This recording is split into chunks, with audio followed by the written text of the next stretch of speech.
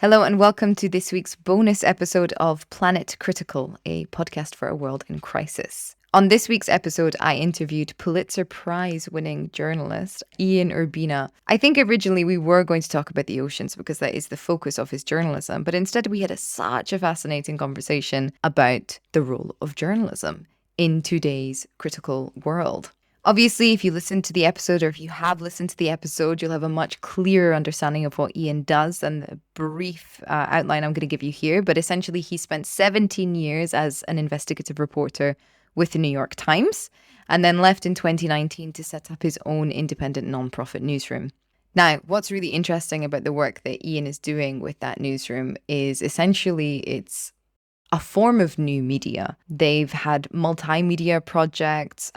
They are trying to place stories across the world, the same stories across the world where they retain the rights to their investigations. And that's kind of the thing, actually, I would like to touch on most during this. And it's something we went back and forth during the interview. But as a journalist, the problem I see so often is that people do not have access to the same information. And we can see that within countries, let alone across borders. So the USA is a really, really good and easy example because the coverage that you get on Fox about an event will be completely different from the coverage that you get on CNN. And then depending on where people choose to get their information, which is often depending on their political allegiance, they will essentially have a filtered understanding, especially in American television, of what has actually happened. Now, the legacy institutions, as Ian calls them, have typically been the go-to for most people when you're looking for accurate, concrete information. But even then, what essentially my generation, if I may, and Noam Chomsky, Noam's a big one for this, but what's been flagged, especially over the past decade, is that so many of these legacy institutions are funded by organizations in a non-transparent way and in a manner that can at times affect the information they're giving. There was this really interesting thing I read about. It was just a few months ago as well. She was an independent investigative reporter, and she'd done this huge investigation for the New York Times into factories, I think meat processing. As it transpired, she spent months and months and months working on the story, and then the New York Times killed it. And she later found out that they were funded in part by this organization. And essentially, the paper had decided to run the story past their funder before publishing, which ultimately that's bad journalistic practice. It's also necessary in today's world. Journalism is feeling such a squeeze today. There's so much information out there. Ian calls it junk food.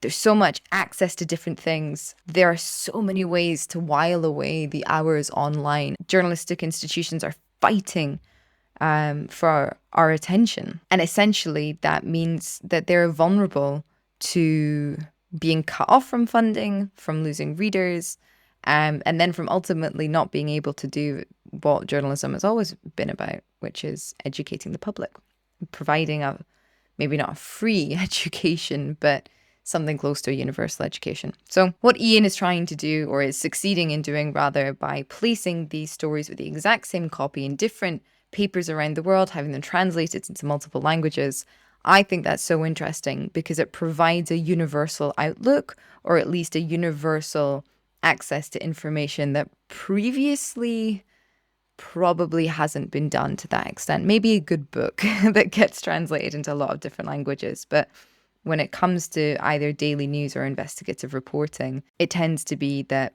for news, your outlets have your spin, it moves very quickly, and investigative reporting, well, the institution owns the rights, so it's only them that publishes it.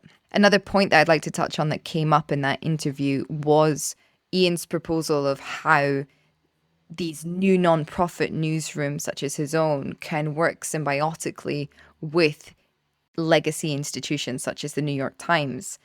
The point is that we need lots of different kinds of media, lots of different kinds of reporters, lots of different kinds of storytelling to highlight the complexity of the issues. There is not going to be a one-size-fits-all solution to any of this, including media, otherwise state media would work.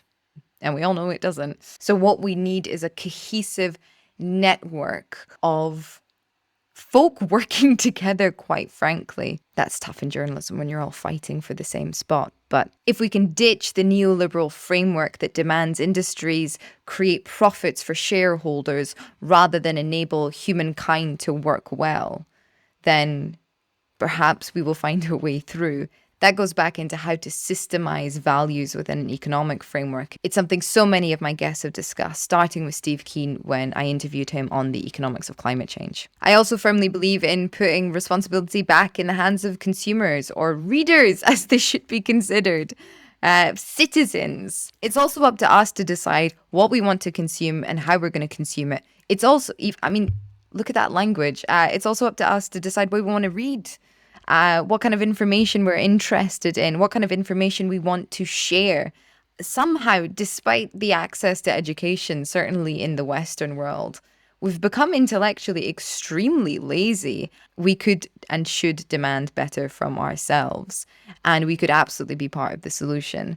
There is no point yelling at the big bad guy inside the ivory tower to change things when they just follow our purchasing power, essentially. They just follow the market, and we are the market. This is getting a bit soapboxy now, but essentially I think we are in a privileged position in this part of the world, and I think that we have the responsibility to use that position to impact change. It's not our cities that are going to go under first because of climate change.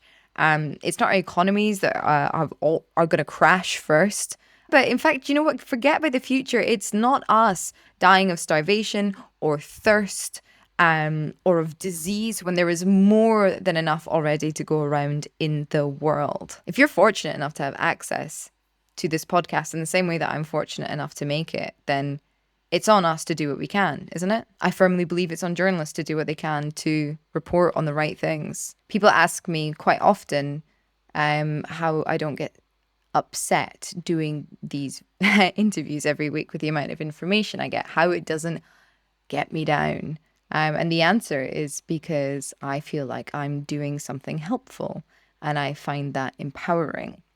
And I find that that gives me energy to act. For those of us who are not living in a situation of complete precarity, i.e. life or death survival, we should be counting our blessings that we can act. I think that's enough from me. Thank you for tuning into this. As ever, I need to know what you think about these so I can tailor them and make them better. Leave a comment with what you think. Also, if there's somebody that you want me to interview, a topic that you want me to cover on the show, just let me know. If you're new here, you can find out more about the project at planetcritical.com. You can subscribe there, or of course on this YouTube channel. If you're a long-time listener to Planet Critical and you're really enjoying the podcast, please do consider supporting the project on Patreon. All the links are in the description box below. And a huge thank you and shout out to everyone who is supporting the project and making it possible. I hope it was useful in some way, and I will see you all next week.